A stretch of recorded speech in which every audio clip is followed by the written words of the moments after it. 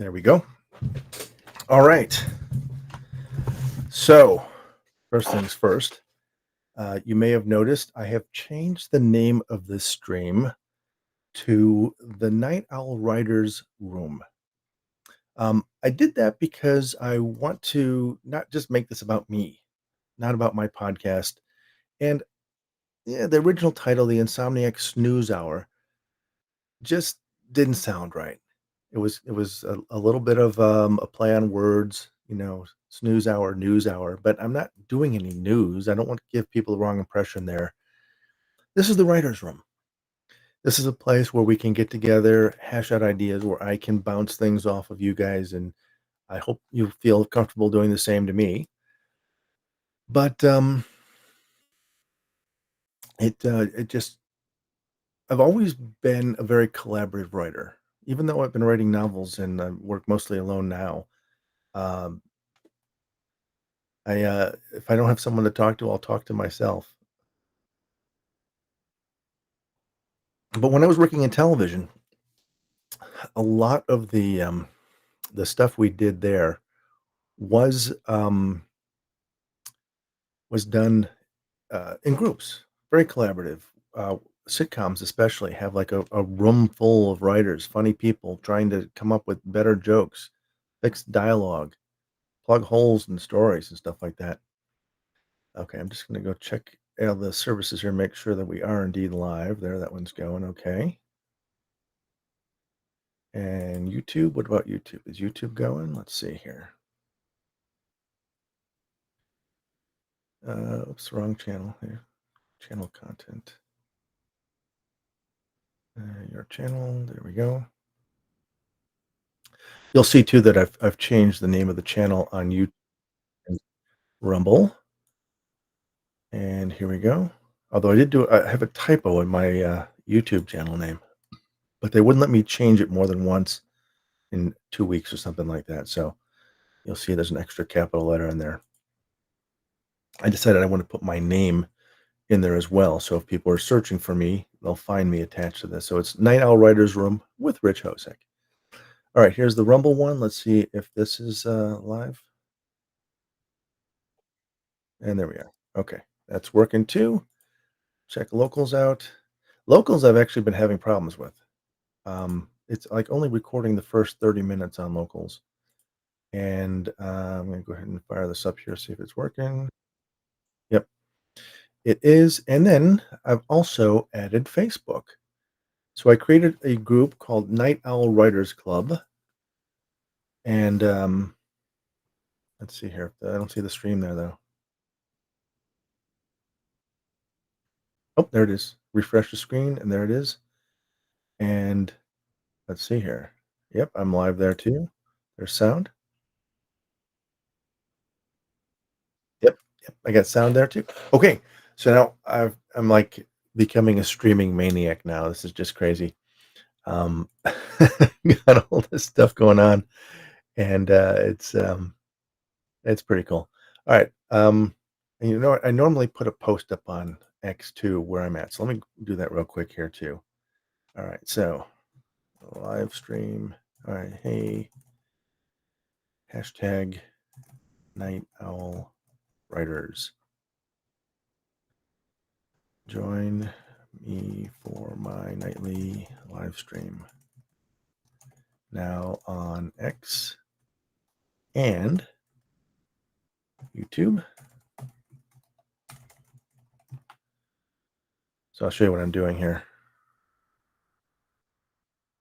Let's share this real quick here so you guys can see what I'm doing. There we go. Okay. So YouTube, and then I'll grab that link and throw that in there. And then I'll do Rumble. Grab that link. Paste it in there. Facebook. Grab that link. Throw it in there. And then locals. Grab that link. throw it in there. Okay, so I'll go ahead and post that. Okay, good. So all of that housekeeping stuff is taken care of, and we should be good to go on that. That's fantastic. All right. So that I think is all the housekeeping I needed to do for tonight. Rename the stream, added Facebook. Um,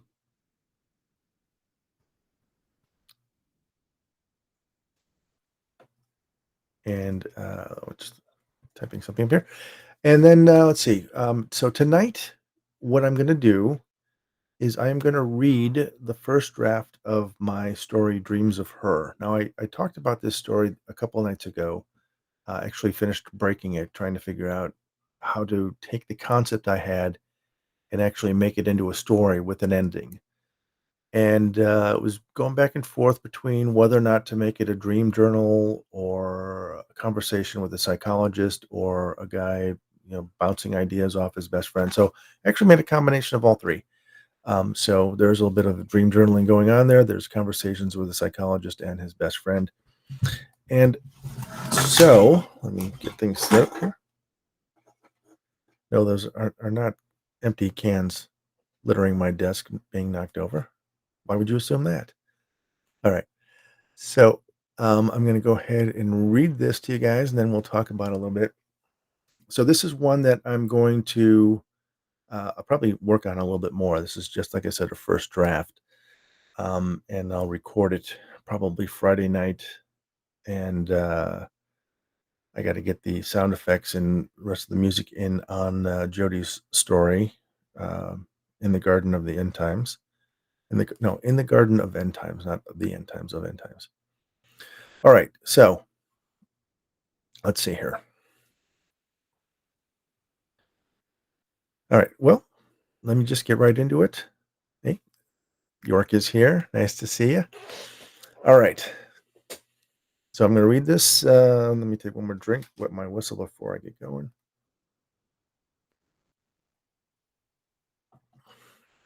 And the voices on this might not be final too. I'm just kind of spitballing stuff here. All right. Dreams of Her. I dreamed about her again, Will said as he sat in the overstuffed chair opposite his therapist. The woman who needs your help? Dr. Peters asked. Yeah. The psychologist scribbled something on his pad as he continued. And did you? Did I what? Did you help her? Will shook his head. I don't know how. Mostly I just listened to her. The psychologist nodded as if Will's answer had some deep meaning. Is this something I should be worried about? Will asked. Only you can answer that question. Dreams are our subconscious mind trying to communicate with our conscious one. They can't be taken literally.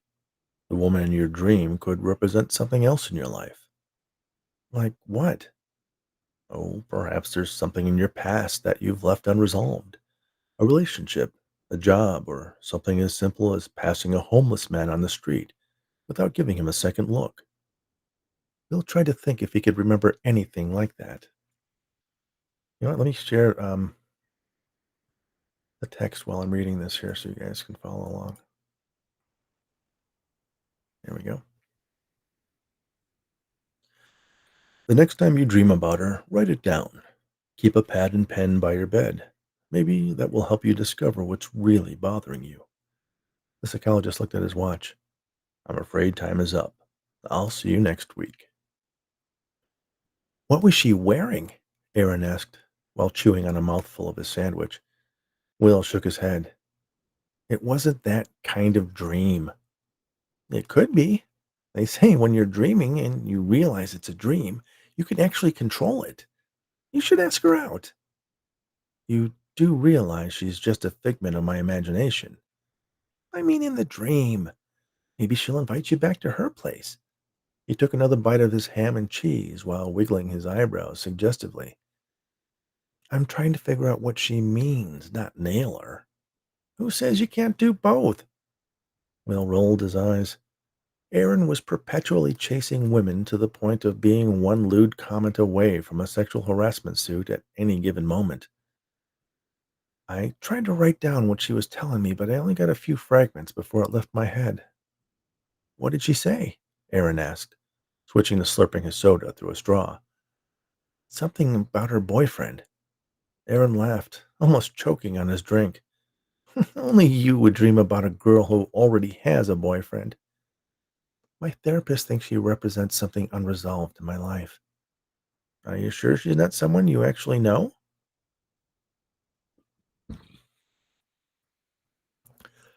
Will hadn't considered that possibility. No, if she is, I don't recognize her. No. Oh, wait a minute. That's not how I do it. Oh, Aaron said, pushing his sandwich aside to lean closer to Will. What if she's from a different dimension? What? A parallel universe. She's an actual person in an alternate reality, and somehow, while you're asleep, your minds connect. That's absurd. He shrugged. Hey, it makes more sense than anything your therapist is telling you. Maybe she's an alien and just shows up in your dreams as a human so you won't be afraid of her or him or it. She's not an alien, Aaron, Will insisted. How can you be so sure? I don't know. I just am. Well, you can always try asking her. You think that would work? You won't know unless you try. Will lay in bed, fighting fatigue as he repeated. I'm sorry. Will lay in bed, fighting fatigue. He was repeating over and over to himself, ask her who she is, ask her who she is, hoping to program his subconscious mind to reveal who she was or what she represented. After a mouth stretching yawn, he finally felt himself slip into sleep. The woman sat in a chair looking at Will. Her eyes expressed a mixture of compassion and worry. He wondered if either was directed at him. He wanted to speak to her. He wanted to ask her all the questions he had, but he couldn't seem to remember what they were. Sometimes I envy you, she said. Why? Will wanted to ask, but the question remained unvoiced. I wish my life was as simple as yours. The words sounded familiar, as if it was something she had said before. I'm sure you'd rather hear something other than me going on about my problems, she said. Will wondered if she thought he was a therapist. Maybe I should just read to you. Would you like that? No. Tell me who you are. What do you want from me? He thought. Why couldn't he speak? It was his dream. He was dreaming, wasn't he? According to Aaron, once he was aware he was dreaming, he should be able to control it, take it in a direction he wanted it to go. Who are you? He asked, but again, only in his head. What was that? The woman asked. Are you trying to respond? Yes, Will thought. He tried to reach out to her, but in the dream he not only was mute, but apparently paralyzed as well. I'll be right back, she said, then left. Will panicked. He knew that when you dreamed, your body imposed a type of temporary paralysis, so he didn't thrash around. Of course, some people sleepwalked, but he'd never not been able to move in the dream itself. He woke up. At first, he thought he was still paralyzed, but then he lifted his hand in front of his face and flexed his fingers. He sat up and realized he was drenched in sweat. There was something he wanted to do, something he needed to do. What was it? He looked around the dark room. Then his eyes rested on the pad and pen on his night table. Will grabbed them and started scribbling everything he could remember. The psychologist read the entries in Will's dream journal, nodding and pursing his lips as he flipped through the pages. What do you think? Will asked. It's difficult for me to say. As I've told you before, the answers are in your subconscious. Sometimes there are archetypes in dreams that have specific cultural meanings, but there's nothing here. Just a woman in a chair telling you about her day. What about when she talks about her boyfriend? Does she use the word boyfriend? The psychologist asked. Will couldn't remember. I don't know. I just got the impression that she was living with someone she was afraid of. Could be a type of transference, or transference. Could be a type of transference. You're projecting your own fears of commitment onto this avatar in your dreams. I don't have a girlfriend. Was there ever anyone you were particularly close to? Perhaps engaged? A relationship that ended badly? Will shook his head. I've never lived with anyone, he said. Well, keep at it. The pot. Mm,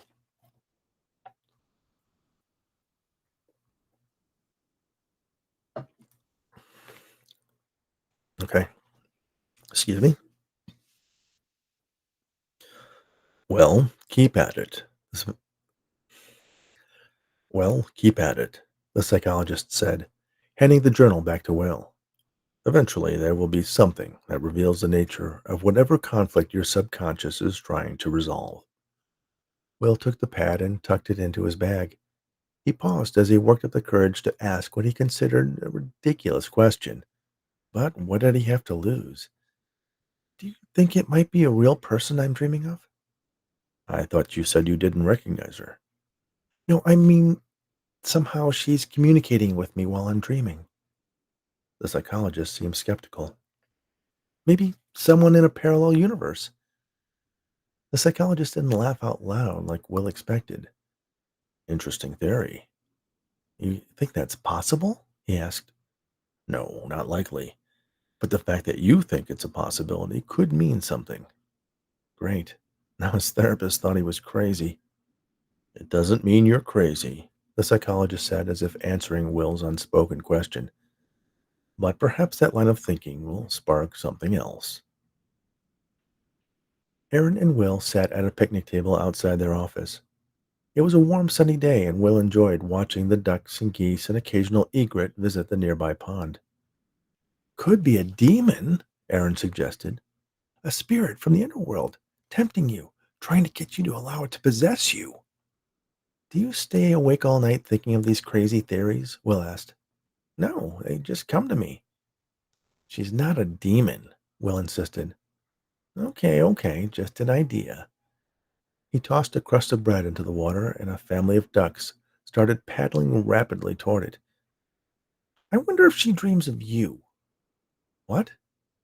Well, if she is a real person, maybe she's dreaming when you are, and that's how you're able to connect. Huh. The idea actually made a sort of sense. Aaron chuckled to himself. Maybe you're her dream.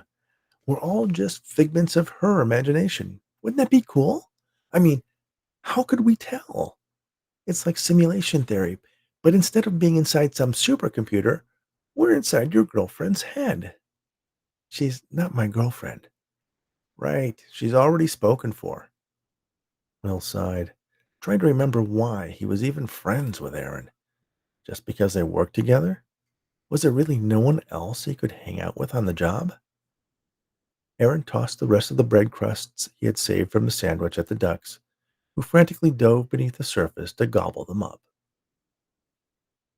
I'm sorry I'm late, the woman from Will's dream said as she sat down in her chair. Late? Late for what? She wasn't looking at him, and her hair, which she normally wore in a ponytail, hung loosely over her face. Are you all right? He asked silently. She turned toward him. He could see that her right eye was darkened by a bruise and ineffectively covered with makeup. I don't know what to do. If I leave him, he'll just take it out on the girl. And if I try to take her, he'll kill us both. Girl? What girl? Will struggled to remember what she had told him before. Fragments of memories danced within reach. Let me say it again. Fragments of memories danced within reach. Had she mentioned a girl before? Where is she? He asked, desperately trying to make himself heard. I really shouldn't bother you with my problems. Look, I brought my book, she said, pulling a paperback from a bag. No, he begged, let me help you. But she couldn't read his mind. She was as deaf to him as if they were worlds apart. And maybe they were. Or was Aaron right? And Will was just a hallucination she was having. She started reading. Help me, help me, help me, help me, help me, she said. as if she was reading the opening paragraph of the story, but substituting those two words for what was actually written there. Help me, help me, help me. Will woke up. Interesting notion, the psychologist said. Will had just told him about Aaron's silly idea of being characters in the woman's dream. Of course, there's an easy way to tell. What's that? Well, you know how dreams work. They don't have clear cut beginnings and endings. You just find yourself in a situation, studying for a test, for a class you haven't been to all semester, even though you haven't been in school for years, finding yourself in public without any pants on, driving down an impossible road without any brakes. There aren't any transitions like there are in real life. You just find yourself in one place and then the next. Will thought about what the psychologist was saying. Then he tried to remember how he had gotten to this office. The last thing he remembered was waking up from his most recent dream. Do you see what I mean? The psychologist asked. He tried to remember what his job was, where he lived, but it was all a fog. You are in a dream, but it's not her dream. It's yours. What are you talking about? I'm not dreaming. This is what's real, Will insisted. He stood up. The room was different now, no longer an office. It was more sterile. He could hear beeping, a tempo that was gradually getting faster. The psychologist was gone. He looked up at the ceiling. There was a blinding light shining down on him. He squeezed his eyes shut and turned away. When he opened them again, he saw that he was lying in a bed with railings on it. And on the railing there was a sort of panel with buttons. One of them said call. He pressed it. A few moments later he heard footsteps running toward him. He looked toward the sound of their approach, and a young man appeared in a doorway. He was dressed in green scrubs like a nurse would wear. Mr. Kelly, Mr. Kelly, he asked. Hang on a second.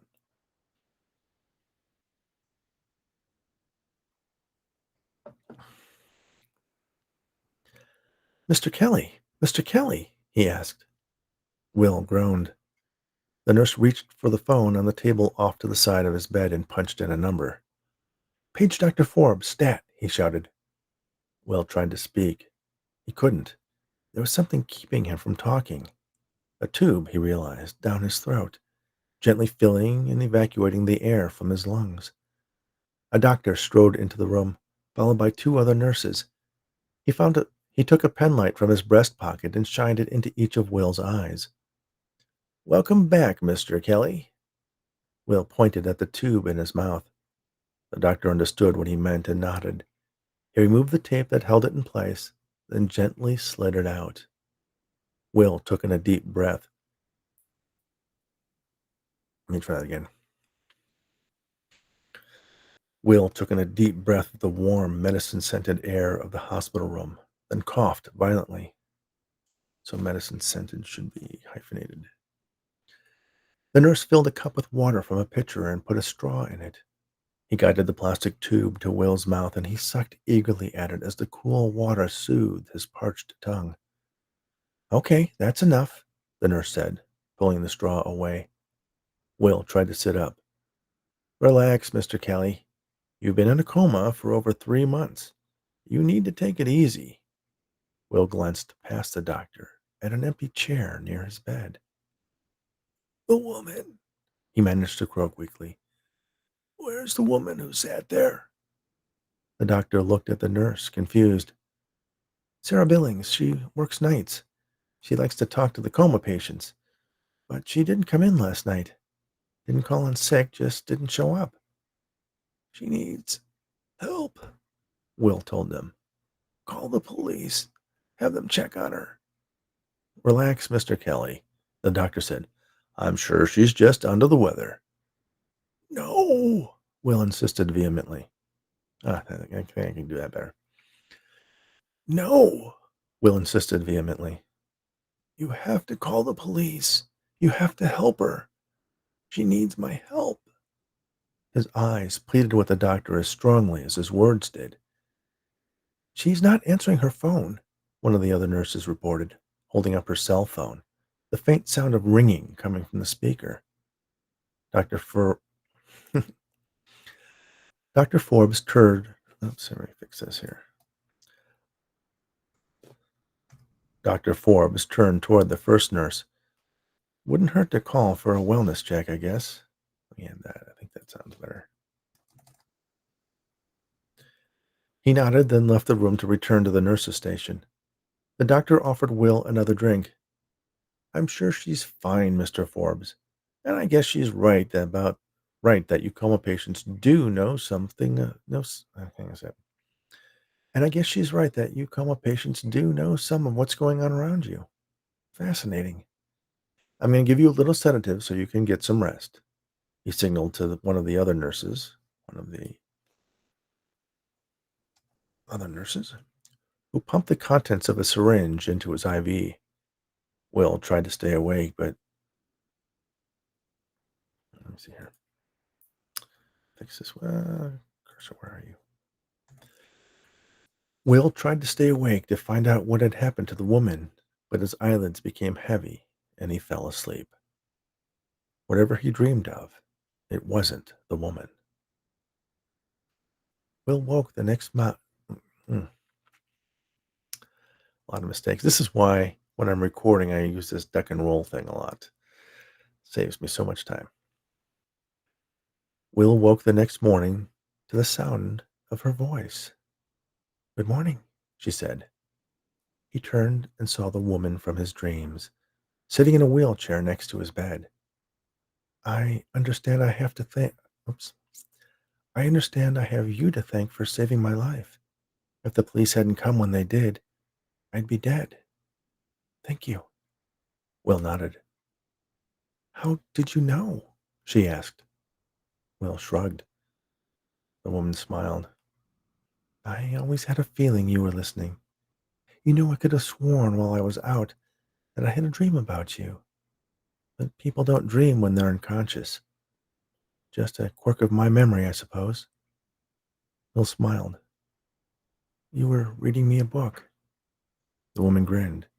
Yes, I was. She pulled a paperback from the side pocket of her wheelchair. Would you like me to continue? Start from the beginning, Will said. I think I missed the first part. And the end. All right, so that's what I've got so far. I think it's in pretty good shape. Um, I think I like the ending here. I like this little extra scene at the end. I think this sort of wraps it all up. It's not quite like punchy of an ending as I like. It's like a few more paragraphs than I would normally do there, but I think for this story it might work.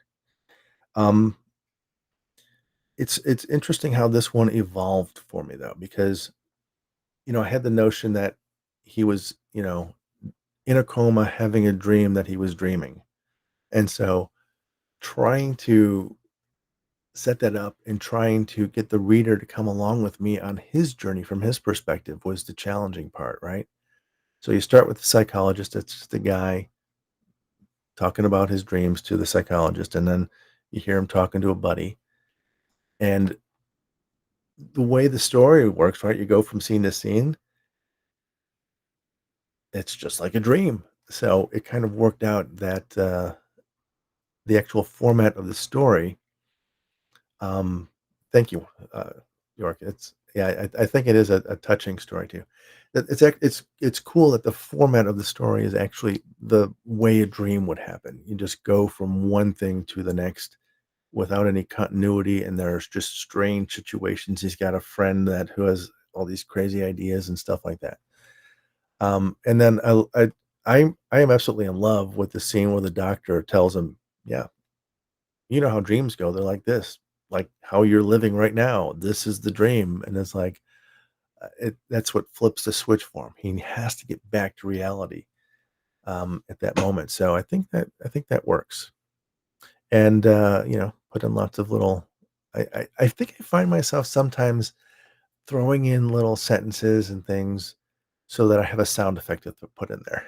It's kind of like writing for the podcast and just instead of just writing a story, um, which is okay because I think when I do that too, I'm setting the scene. Like I don't know what inspired me to put like the ducks in there while they're sitting in the picnic table by the pond. Basically, I took that setting from where I work, and there's like a little area right off of this retaining pond next to the buildings where there's like a little porch that kind of goes out onto the water, and there are ducks and geese and egrets who come and visit. So just putting that in there and just punctuating the scene with the ducks diving for the bread, it just those are the kinds of things that when I read a story that somebody else has written, I'm like always marvel by, right? The transitions that you can create between the scenes. And yeah, you're right. Not every story needs a big twist, but I try to like, and I think this one has enough of a twist, just with the fact that we realize that, yep, he is dream he there is a dream involved, but he's in the dream, and then trying to convince the people that she's in trouble. I didn't want to go into too much detail about that. I've been going back and forth on that part too, whether or not how much detail to go into about what actually happened to her, who the boyfriend is, who the girl is. But keeping it vague helps me wrap it up a little bit tighter without any extraneous stuff. Let's see, there's a difference between the traditional writing and writing for the podcast. Yeah, there is, and but I do feel though that my stories do read well. I think. I hope so because I'm just putting out an anthology of them a week from Saturday, so that'll be fun. Yeah, I've been getting busy, getting set up for this show coming up. So this is going to be there's a big book festival in Chicago every September. This place called, and it's actually a neighborhood called Printers. That's a dog. A neighborhood called Printers Row, and it's downtown. And I went there last year to check it out. Uh, you know, spent $100 on books. I couldn't help myself. Talked to some of the writers who were there selling books, and one guy I met was telling me that he does do different comic cons and other craft fairs and stuff, and he'll sell 20, 30 books. And at this place, he sold out in the first day of his first book, and he only had the paperback, and he only had the hardcovers left, and he only had the one book too. So I think he kind of had the feeling that he could have sold 100 books. So I've got a big stock of books, and I've got everything set up in terms of. I had to for this one, you have to actually be a registered business in Illinois. Yeah, thanks. About the detail on the girl, I agree. I didn't want to. I wanted to keep it vague. There's a couple things I need to go back. I think for continuity sake, in terms of like what she's saying, and I may need her to have us say a few more things in the dream. But then again, I kind of cover it in the fact that he's filled up a dream journal with different dreams that we don't see. So I can just, what, I'm overthinking it again. I'm going to read it a few more times before I record it. Just see, tweak it here and there. I'm thinking maybe make some. There's one thing I noticed up here at the top. I mentioned the doctor's name as Dr. Peters, but I never referred to him again by that. And so I'll probably just call him the psychologist. He doesn't need to have a name. That kind of makes it, I think, a little bit more of a hint too that this is not real. This guy doesn't even have a name. So that's how you can tell you're in a dream. If you're in a dream and people don't have names, that's how you can tell, I think. And yeah, the fun part too is like all of the examples of dreams are dreams that I have. I don't know if you guys have dreams like that too, where I think everybody has that dream where you're at school and you haven't been to class and you've got a test coming up and you're scrambling to study, um, walking around without any pants. I've had that one many, many times. Um, Fortunately, I always have like a long enough shirt on to keep me from getting arrested. Um, and then I have these really strange driving dreams sometimes where I'm like driving and it's kind of almost like I'm on a Hot Wheels track, but with a real car. And there's this interchange between me and O'Hare Airport. if you know anything about the geography of Chicago, the airport is way outside the city, and there's giant interchanges where all the expressways come together.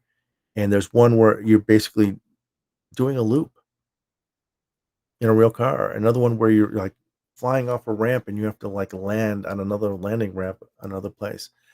And I sometimes will have that dream where I'm like driving on this crazy road and it just feels so real. I I had this is another interesting thing too, is I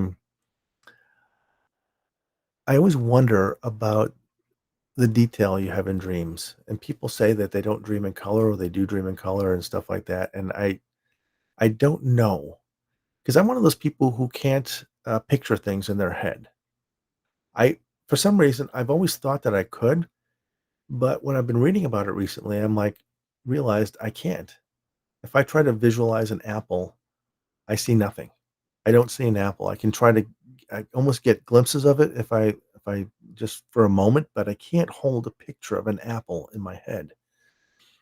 And so there's like a spectrum of people who can visualize apples in 3 dimensions and color and rotate them and manipulate them in their conscious mind, and then people who can't, like me. And I think, I know another friend of mine who's a writer is the same way. York is saying he's got the pantsless dream too. Um, so that, yeah, that's kind of interesting how that goes.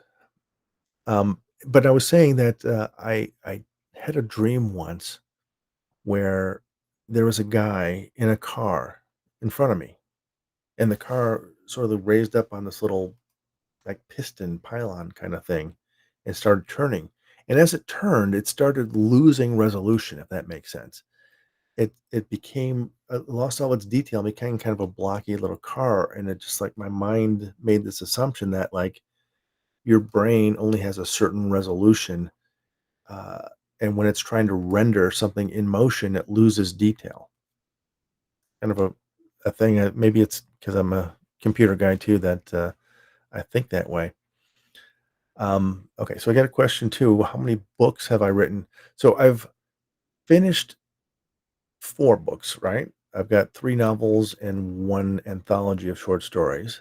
Um, I've got a second anthology of short stories assembled. I just need to do the cover and the, formatting. And then I've got a 4th novel that is in the final draft, and I've got a 5th novel that is still in first draft. I'm about 7/8 of the way through it. Um, I'm at the point where I need to do some research.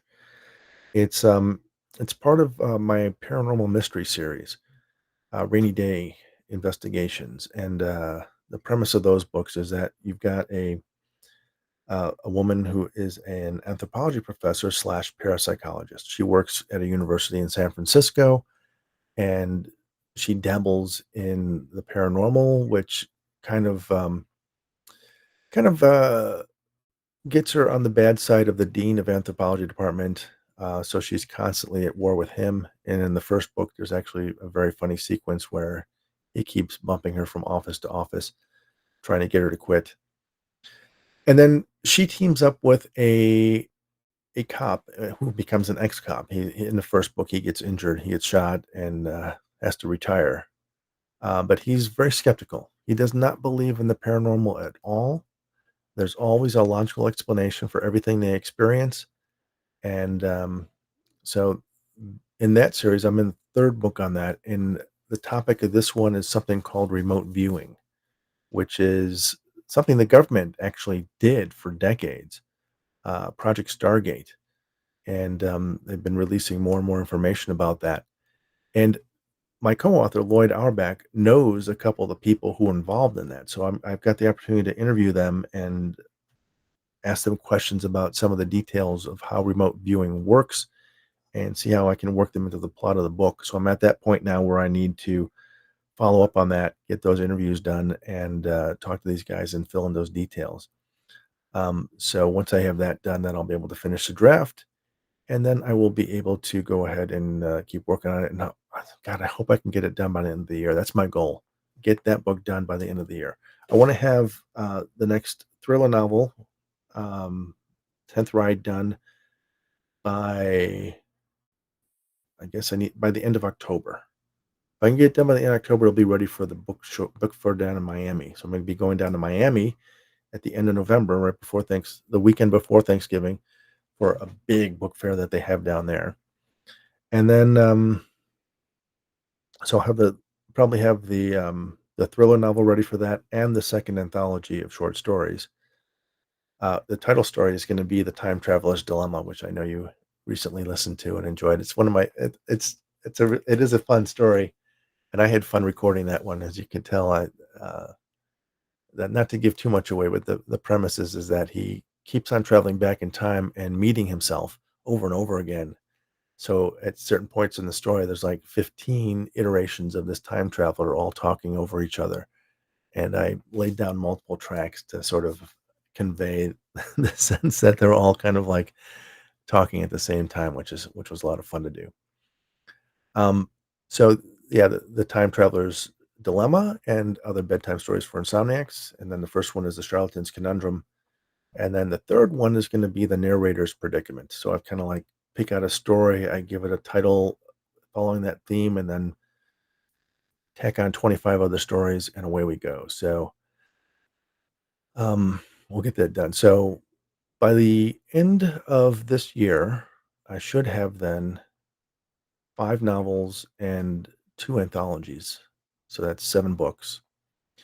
I do have a collection of little short books too that I just put out. Let me actually pull this up here. I'll show you what I'm talking about. So, um, Amazon, Chosick. All right, here we go.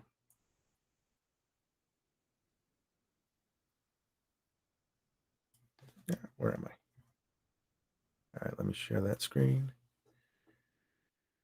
Okay, so share and you know what? I was not actually sharing my my text with you, was I? I was just reading. I was reading through it. I thought I was sharing the text at the same time, but it was just my big fat head in there the whole time. Okay. All right. So I've got these. So here's the charlatan's conundrum. I just put that out there.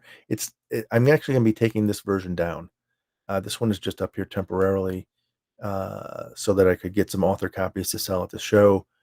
But this is a 6x9 edition, and that's where I'm actually going to make a 6x9 hardcover of it, and I'm going to do a reformatted 5 1/4 by 8 size paperback because I want to convert all my paperbacks to 5 1/4 by 8. So this is the one that is coming out on Saturday. I'm going to have it reformatted in the different size, and then I did this whole series of these little mini books. I call them. Let's drill in here. You can see here a pocket full of fairy tales for insomniacs. So basically, I'm taking instead of bedtime stories, it's fairy tales for insomniacs and fantasy stories and science fiction and so forth. So I've got all these different genres, and I grab 3 of the stories from the podcast, throw them in there. It comes out about 50 pages each one, and they are the stories. And I also put a QR code in there, so if you want to listen to the story, listen to me read you the story, you can do that. And I've also got ads in there for my other books. So my goal here with these is to take these to the book fairs and then use those as sort of like promotional books. Because when you're selling stuff at a fair or a comic con, if you're selling it for $15 or $20, people kind of go, "Oh, do I want to spend $15 or $20 on a book?" But if you say, "Hey, you can get this book for $5, 5 for 20," uh, they might be more inclined to drop $5 at your table rather than 15 or 20 or 25, whatever it is. So, um, I've got 15 of these ready to go. They're being printed by a local printer. Was able to get slight discount. Well, actually more than a slight discount because when you order them from Amazon, you have to pay sales tax and shipping. So the author price for these books all come out at $2.30. But with shipping and taxes, it'll probably be average out to like 250 or 260 each. So I've got a local printer making them for $2 each. So I saved myself quite a bit of money there. and increase my profit margin. So I'm going to have all these ready to go, and I'll be able to sell those at the book fairs. People can come by and say, "Hey, $5," or buy any other book, you can get one for half off. So I've got all sorts of strategies and deals set up. But as I was explaining, for this Printers Row thing in Chicago, I had to register as an Illinois business, and I need to collect sales tax. So I'm using um, Square as my point of sale. Got one of those little tiny Square card readers that you can tap or insert the card into. Um, so that covers the majority of people that come up there. You can also take cash through there too, and it's very cool. I you can actually set it up so that the way Jody Sperling and I work when we go to these shows together is that we offer a cross discount. If you buy one of our books, you can get any of our other books for $5 off. So I've got it set up so that when they buy multiple books, they'll get each additional book is $5 off. And so you get, the more books they buy, the more money you save. And it cuts into our profit a little bit, but it also creates a volume setting because, you know, hey, for $10 more, you can get this book. Hey, for $20 more, you can get all the books in this series. So it's a great way to upsell. So we kind of do that. Although, so previously, we had been selling our books for like $15, the paperback editions. And Jody does this a lot more frequently than I do. He is out there like almost every weekend, every other weekend, traveling all across the West. He's based in Omaha, so he's like, goes out to Kansas and Texas and uh, Iowa all the time. And he started selling his books for $20 a piece and did not see a big drop off in sales. In fact, he's making more of a profit. And with the thing at the Printers Row Book Fair too, since we have to charge sales tax, I set up the Square terminal to charge the sales tax as part of the price of the book. So we'll be selling it for $20, tax included, instead of plus tax. So we're actually selling it for around $18, plus tax takes you to around $20. And but it makes it a lot easier, a lot more convenient for people to whip out a $20 bill and take a book than for them to pull out a $20 bill and then add another $2.20 to it for the sales tax. So actually it's 10 and a quarter percent. So that would be whatever, a little bit more than 10%. So we'll see how it goes. I think too, in the city of Chicago, people expect to pay more for stuff as well. So, and at the book fair too, we'll have that. So this can be me and Jody and another guy named Christopher Talon, who's also got a podcast. Okay. Oh, there you go. Yeah. You know what? York, do not buy my book. What I'd like for you to do is DM me your address and I will send you a signed copy of my book. You do not have to buy my book. Um, please let me do that for you. If there's any of my other books that you are interested in too, please let me know. I'd be happy to send them to you. Um, let's see. This is my whole catalog here. I got Near Death and Afterlife for part of that series, and there's the Dead Kids Club as my first thriller. Oh, and I forgot about this one too. So this is one that I did kind of like a um, not quite a ghostwriting job because my name's on the cover. But this is based on a screenplay that Lynn Santer had written about Gaston Leroux, who is the author who wrote The Phantom of the Opera. And he apparently went to his deathbed claiming that it was a true story. And so this is the story of that. It's kind of an interesting book. It was basically the novelization of the screenplay. Once I got into it though, I'm like, I wanted to like do so much more. I wanted to flesh it out and write some other scenes and stuff like that. But they just wanted me to just novelize that so they could have intellectual property to back up the story and the screenplay. So that one's pretty good. And then here are all these ones here. These ones I'm going to leave up here on Amazon, even though I'm having them printed by someone else.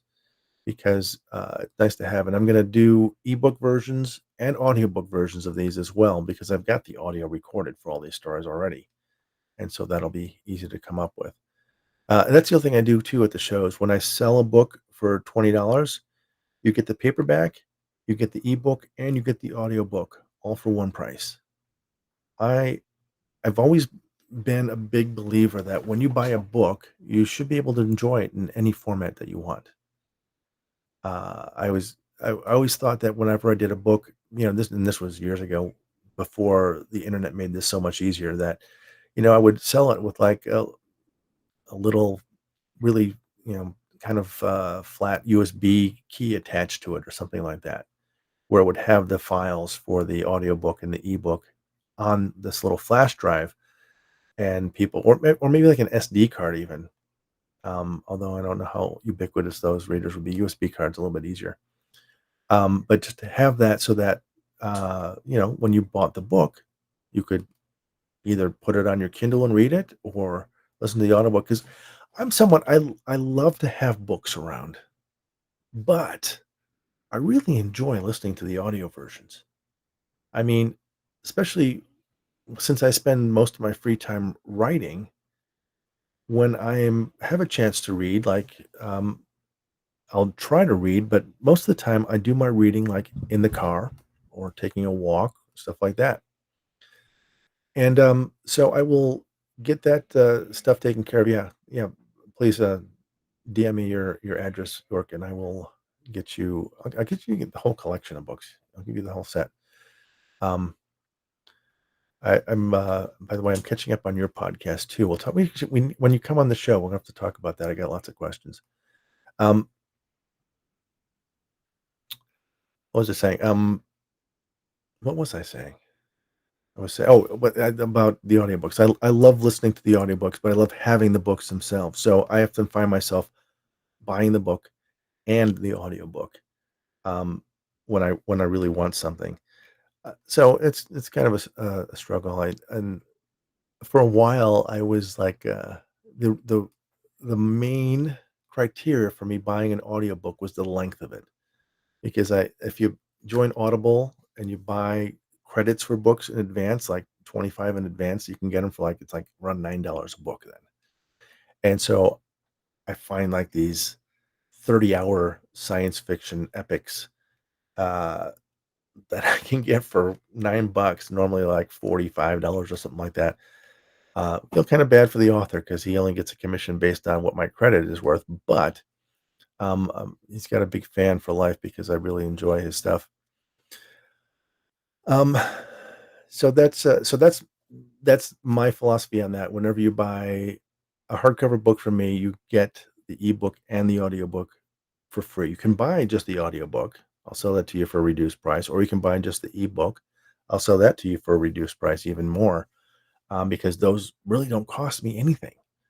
I use this service called BookFunnel, and it allows you to not to be able to deliver ebooks and audiobooks to your readers without having to go through Amazon or Audible, because they take such a big chunk of your earnings. And even Audible, it's like crazy how much they do. And Kindle, think about it, Kindle ebook, how much does that actually cost Amazon to deliver that? It can't be one third of the price of the book. If I sell an ebook for $5, they are going to grab a big chunk of it. Um, Like, so they grab a third, so that's gonna be about, what is that? Whatever it is, a buck, 67. Uh, but if I sell it directly through BookFunnel, then I all I have to do is pay a monthly fee to BookFunnel to host my books, and I can deliver them, and you can put them on your Kindle. Kindle's got a great they made it so much easier now. They've got this webpage now, that's called Send to Kindle, where you can just drag the files onto a little target on the web page and bam, it's in your Kindle, any Kindle that you have. It just is added to your library. So it's a great way. And you know, some people may say, "Oh, aren't you worried about piracy? Aren't you worried about this stuff?" It's like, you can't stop piracy. You just can't. If you have a really popular book, people are going to find a way to steal it, put it up on the pirate sites, and make money off of it. Nothing I can do about that. And I think it takes more energy and time to chase it down, hire lawyers to do cease and desist letters. I mean, if it was a big thing, I probably would go through that trouble to send a cease and desist letter. But my philosophy on that is, um, you know, people can go to the library and get my book for free. Well, not yet, but soon. They can go to a library and get a book for free, not necessarily mine. But when they do, um, the author doesn't get any more royalties there, but they do get a fan. And so that person reading that book at the library, they may tell someone who says, "Oh, I found this really great author, Rich Hosick. He's got these great paranormal mysteries." And they say, "Oh," and he goes, "It's at the library." He goes, "Oh, I'll just pick up the audiobook on Audible." And so I do that. Yes. So Eric's asking, are all my books through BookFunnel? So they are, but I also have them on Amazon and Audible. And I'm also going to be expanding distribution through Findaway Voices and Ingram Spark as well. So it reduces your commissions on those services, the Amazon and Audible, but I'm hoping to drive most of my sales through BookFunnel. Um, just having that flexibility, having those extra channels, the ability to, send a copy of your ebook to anybody you want without having to worry about if you have enough promo codes left on Audible or anything like that. It just it again, it's like, okay, I'm giving up some royalties on the big services, but I feel like I'm in the growth phase of my career, right? I'm just starting out. I've sold hundreds and hundreds of books, which is great. Um, I'm gonna sell hundreds more over the next few months at these book fairs, and I give away a lot of books too. In fact, I mean, you can go to my podcast and listen to my books for free.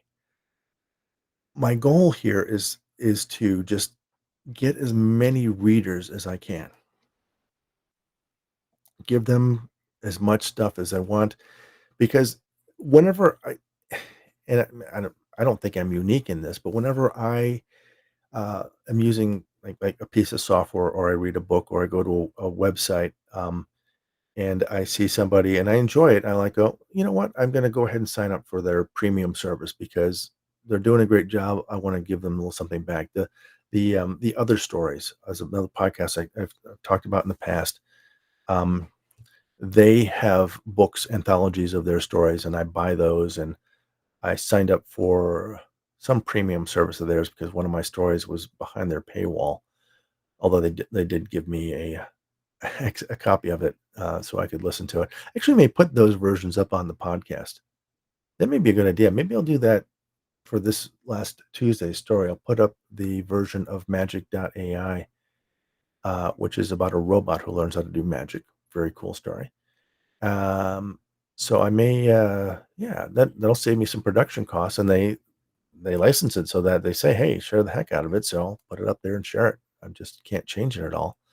So I'll go ahead and throw that up there and see what give people a chance to hear my story read and produced by someone else. I actually think my version's better, but they did a good job on it. And the other story that they did has a female protagonist, so it was nice to have a woman reading it, which was good. But again, I wish I was directing it. That's all I'm going to say because I would have made some different choices than they did. But regardless, what did I make? I made £15 for each story. These are people are based in England, so they pay in pounds. Who designs my book covers? I do. I design the book covers. Um, I've always, dabbled in graphic arts and stuff like that. So I thought I'd give myself a hand at it. This one here, this Gaston Leroux one, actually, this was done by a different artist. My old writing partner Arnold Rudnick was involved in this deal, and he commissioned the art for this cover here. Yeah, but this one I did all of these basically. These are just basically these little thumbnails are the thumbnails from the podcast. So yeah, I do the cover design for these ones too. This one I really like. This cover I am absolutely in love with.